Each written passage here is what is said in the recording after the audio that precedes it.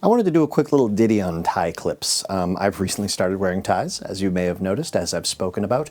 Never really was a big necktie guy at all. I would occasionally throw on a bow tie because I thought they were just cool and classic, but you don't really have a lot of occasions where you can wear a necktie without somebody asking you, why are you wearing a necktie? Or I should say a bow tie.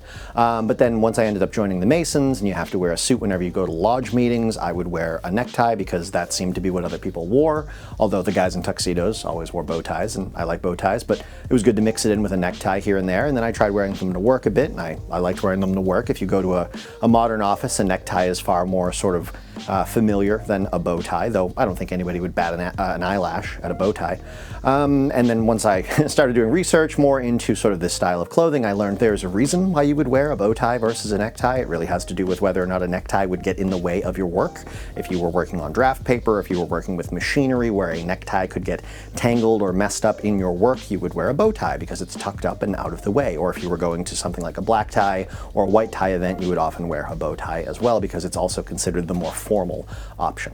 But as I started wearing ties more often, neckties in particular, one of the things that I found frustrated me very much, because this is just kind of my personality, I suppose, is if I was wearing something like a vest and I looked down after 10 minutes of having put all my clothes on and walked out the door, and my necktie and the V of my vest were not aligned. If the V of my vest, if the cut of my vest was not aligned with the center of my necktie, and my necktie was not perfectly aligned over the row of buttons going down my shirt, that would bother me to no end, and I had to shove my hand up my shirt and start wiggling things around until everything was back in alignment, and then that would only last 10 minutes until it was out of alignment again, and it would just bother me all day long, to the point where I actually considered dropping the neckties and just going bow ties. But then bow ties also have their own issue where they can sort of cock themselves sideways, and that's even worse, because with a necktie you can look down and you can see, like I said, you have that sort of marker. Is it aligned with the center of my vest? Or if I'm wearing like a V-cut a sweater, like a nice a cable knit sweater,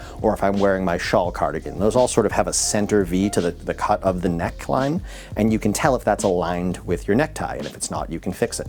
However, if you're wearing a bow tie and it's askew, you have to go find a mirror. You can't just grab it and adjust it and hope it's flat or level, because it'll always feel like it's level, unless it's really cockeyed. But if you go look in a mirror, you'll realize, nope, it's completely off. It's like 45 degrees sideways, or like one of the flaps is sticking up higher than the front flap. It's a mess. If you tie a real bow tie, this is what happens. If you're wearing a clip-on tie, you'd learn how to tie a real bow tie. I don't know what to say. I guess start with clip-on and then work on your knots. But I prefer to tie all real ties, because if we're going in for a penny, go in for a pound, I suppose. But anyways, so I would hate when my tie would become misaligned with my vest or my shirt or my sweater.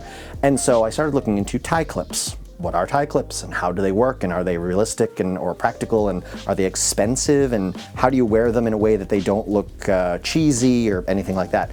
And so if you don't know what a tie clip is, I'll just show you a couple real quick. I have a few in my pocket. I bought a little 3-pack on Amazon. It costs about $9 for 3 of them. They're metal. They have spring-loaded sort of springy clip teeth in them. I don't know if I'll be able to get this on camera, but this here, I'll see if I can squeeze it to make it open. This here is a tie clip. Looks like a little alligator clamp. On the front, it's got a nice broad, flat metal surface, and on the back, it has, I don't know what my camera's doing here. On the back, it has that sort of spring flap with teeth on it. And so the idea is when you, and I'll sort of unbutton the first few buttons of my vest here so you can see. Don't pay any attention to the odd knitted tie. If you didn't watch my video on this, you can watch it and you'll see why I'm wearing this. It's mostly because I like it, but it is a bit different than a regular tie. Anyways, so if I were to unclip this one, and you can see I actually had this one, which is gold, kind of camouflaged, because there are yellow stripes on this tie, and so I just lined this up with one of the yellow stripes and it becomes invisible. But they are meant to be visible. You're not trying to hide them, you just want them to look right on the tie, and I'll explain sort of how that works in a minute. But you have underneath where your buttons are on your shirt right there. When you attach this to your tie, you want the wide part to go over the front of your tie, over both the front and the back half of your tie, so the front, the blade, and the tail. And then you also want it to go underneath or inside your shirt button row, so it's grabbing the shirt fabric and both layers of the tie. And then you're going to adjust it so that it causes the tie to lay right in the center of your shirt. So it's covering up your buttons nicely, and it stops your tie from swinging side to side or becoming misaligned with the center of your shirt.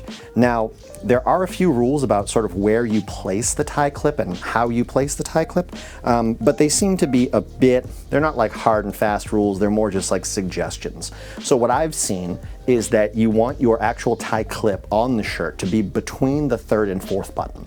So if you start at the button that's right at the collar, the one that actually holds the collar together, and you go 1, 2, 3, that's your third button, and then the next one down, your fourth button, somewhere in that gap between the third and fourth button, that's where you want the tie clip to grab the shirt. Now, on the tie itself, if you're wearing a standard modern tie and you've tied a regular knot, so the tie is sort of running right to the top of your pant line, you want the tie clip to be about 2/3 across the tie. You don't want to bunch up the whole tie into the clip. You want it to lay nice and flat. You don't want the inside edge of the tie to be the tie clip to be scrunching into the tie. You want the whole tie laying flat, and you want the clip to be able to grab the shirt flap as well as the tie, and then the far edge of the tie clip, so the end of the tie clip, should stop about 1/3 of the width of the tie short of the other side. So you will still have some open, uncovered width of tie on that far side.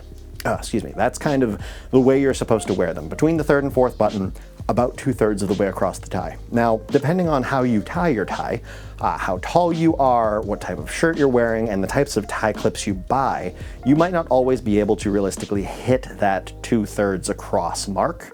And it might just not work for you to have it in between the third and fourth button on the shirt. You might have to wear it lower down, you might have to wear it higher up. But the idea is, it's not about how it looks, right? This is one of the things that I'm repeatedly coming back to and that I want to mention here whenever I'm talking about this style of clothing that I'm now dressing myself in, that I'm talking about with you folks.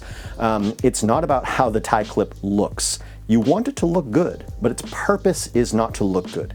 Its purpose is to hold your tie in place. And it should look good while doing so, or at the very least, it shouldn't make your outfit look worse or less put together or sort of in any way distracting, right? It's not meant to be a big blingy piece. It's not meant to draw attention to itself. If you're gonna have this thing sitting on the front of your tie, it might as well look nice. But beyond that, it's there to hold the tie in place. It's a tool doing a job, right? That's how all of this clothing is meant to work. Your undershirt goes under your dress shirt because your dress shirts are often thin, and also it allows it to lay more smoothly on your body, and it absorbs sweat so that your shirt doesn't get as dirty in case you have to wear your dress shirts more than one day in a row or multiple times in between washings. Your dress shirt has buttons down the front that fasten it in place, but you want to cover those buttons up so that it looks nice and clean. So you wear a necktie. The necktie originally held the collar together, but also it doubles as covering the buttons down the front of your shirt. Then you have your suspenders, which hold your pants up, but you want to cover your suspenders because in the era they were sort of seen as underwear. Again, they're a tool doing a job. They're not meant to be fashionable. So you would cover your suspenders up as well as the front face of your shirt with something like a vest or a sweater, and then to cover the sleeves of your body or of your shirt as well as to keep you warmer, you add that outer coat jacket layer. If you're wearing a suit, it's your suit jacket. Everything has a purpose, right? So same with the tie clip. It's doing a job. It can look good while doing the job, but it's not meant to be the highlight of the show. Nothing really is meant to be the highlight of the show. It's just not supposed to diminish the look of your outfit. You want to look well put together. This tool is doing a job, and it should sort of cohesively join the rest of the things that you're wearing that are all doing their jobs. Like I said, I got this set of tie clips. One is sort of like a black gunmetal, one is silver, one is gold. I figured that was a good array of different colors. I wear one that contrasts the tie that I'm wearing because, again, you're not trying to hide it.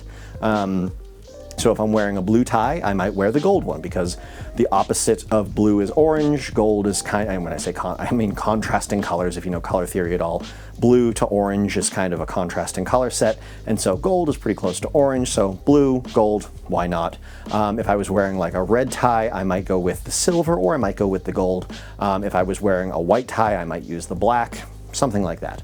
But I figured those three colors are enough to mix and match with whatever it is I'm going to wear. Like I said on this one, I thought it was kind of funny that I could align the gold tie clip with the yellow band on the tie, but that again was only because this tie already has a pattern to it. I figured adding one more stripe to an already striped tie would look messy or out of place. And so in this case, using the tie clip in a way that functioned, it's still between the third and fourth button. This tie is thinner because it's a knit tie, so it's not going 2/3 the way across, it's going the whole way across. But I lined it up with a yellow stripe already on the tie, so you don't even really notice the necktie. You still see the full pattern or sorry, you don't even notice the neck, the tie clip. You still see the full pattern of the tie uninterrupted. So that's kind of cool that I was able to do that. But anyways, tie clips, they work. They're cheap. Grab some if your tie moving around bothers you, or if you just want to feel more sort of locked in. That's another thing that I like about this style of clothing is everything sort of stays in its place, right? You put your socks on, they're nice high socks, they stay where they're supposed to be. You lace your shoes on nice and tight, they stay where they're supposed to be. You tuck your shirt into your undershirt and your shirt into your pants, and then you wear your pants nice and high on your waist, and your shirt stays tucked in. You wear suspenders to hold your pants up, and your pants don't fall down. You wear a vest over your suspenders, the vest button's nice and long up the front, that's gonna stay in place. You clip your tie into place, now your tie's not gonna move. Like everything stays exactly where it's supposed to be. You tie your tie properly, now your collar stays in place.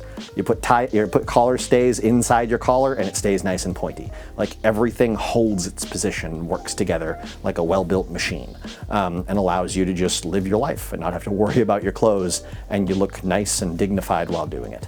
Anyways, yeah, I've rambled on too long. Tie clips, grab some tie clips. They're cheap. They're like 10 bucks for 3. You can get them in different colors. Go with colors that work with a lot of different colored ties. Wear them in a way that looks dignified and doesn't contrast or take away from your outfit and allows them to do their job. Anyways, hope you guys have enjoyed this video on tie clips, and I'll see you in the next one.